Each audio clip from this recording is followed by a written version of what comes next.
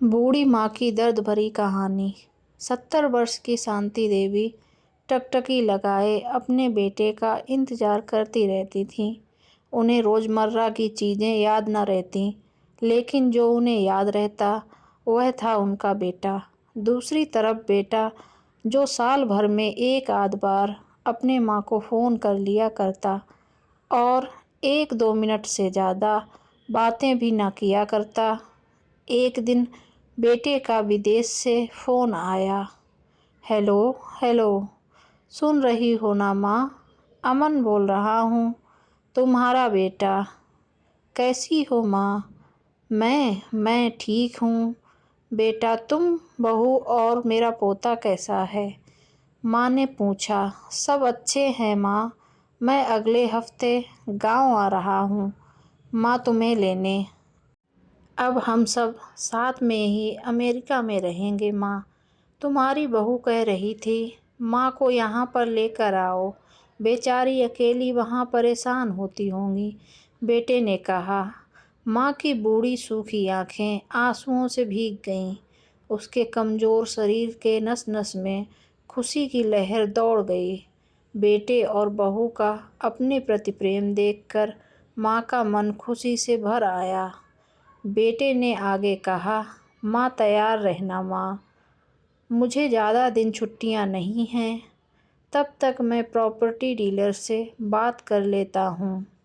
घर के लिए? माँ ने पूछा। हाँ माँ, गांव का घर हमें बेच देना पड़ेगा।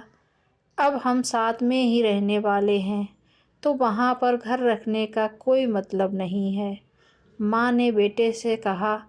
बुढ़ापे की वजह से ठीक से चलने में असक्षम माँ ने पूरे मोहल्ले में घूम घूम कर अपनी इस खुशी को सबको सुनाया।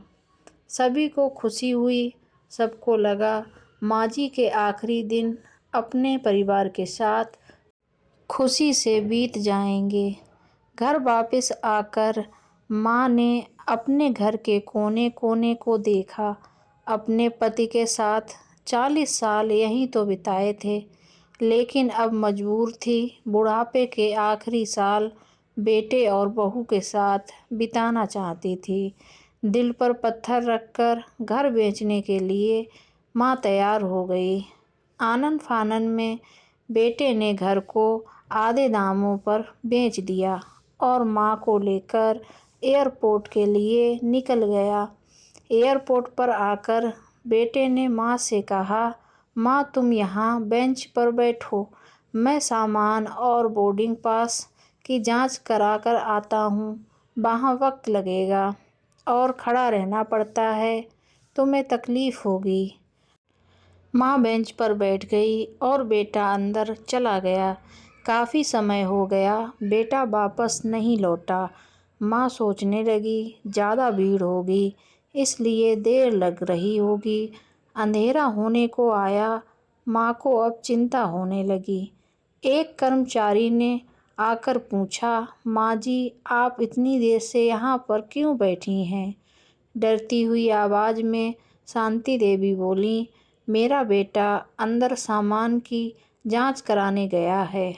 अमेरिका जा रहे हैं हम। क्या नाम है माँ जी आपके बेटे का? कर्मचारी ने पूछा। अमन नाम है मेरे बेटे का। कर्मचारी अंदर गया और थोड़ी देर बाद बाहर लौटा।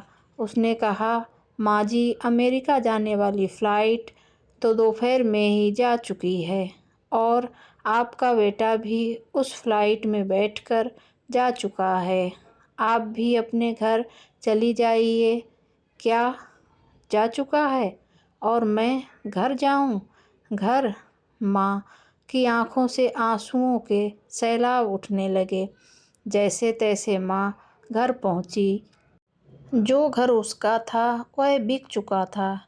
वो बाहर तुलसी के पास सो गई।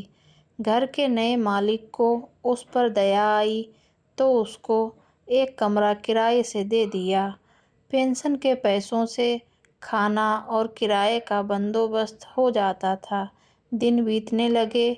कुछ दिनों बाद घर के नए मालिक ने शांति देवी से कहा, माँ जी आप अपने रिश्तेदारों के यहाँ पर जाकर क्यों नहीं रहती हैं?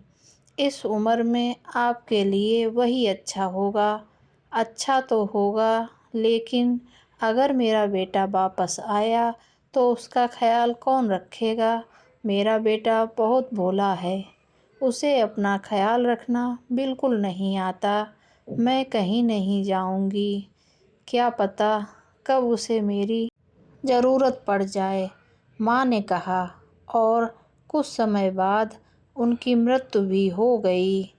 किसी ने सच ही कहा है, पूत कपूत हो सकता है, लेकिन माता कभी कुमाता नहीं हो सकती।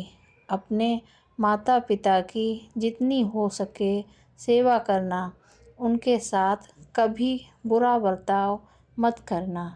कहानी पसंद आई हो तो लाइक और शेयर करना ना भूलिए।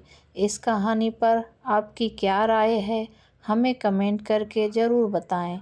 चैनल पर नए हों तो चैनल को सब्सक्राइब ज़रूर करें। कहानी सुनने के लिए आपका बहुत बहुत धन्यवाद।